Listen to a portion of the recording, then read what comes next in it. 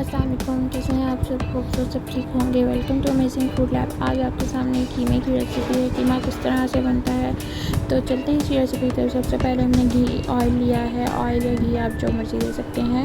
उसमें हमने चॉप की हुई प्याज ऐड की है।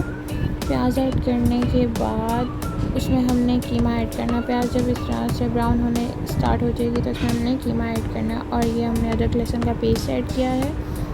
इस तरह से हमने कीमे को मिक्स कर लेना है। मिक्स करने के बाद हमने इसको ढक के रख देना है 15 to 20 मिनट्स। उसके बाद हमने सॉल्ट ऐड किया है, हाफ़ स्पून हल्दी ऐड की है, चिली फ्लेक्स ऐड किए हैं और ये पिसा हुआ धनिया, ये हमने सारी चीज़ें इसमें ऐड करनी है। उसके बाद हमने टमाटर ऐड किए हैं। इस तरह से टमाटर ऐड करने के बाद हमने इसको ढक के रख देना है। ढक के रखेंगे तो ये जब इसका ऑयल ऊपर आना स्टार्ट हो जाएगा तो हम इसमें दही ऐड करेंगे। इस तरह से दही ऐड करने के बाद हमारा ये कीमा ऑलमोस्ट रेडी हो जाएगा। बहुत ही यम्मी एंड टेस्टी सा ये कीमा हमारा रेडी होगा। उसको हम गार्निश कर लेंगे इस तरह से।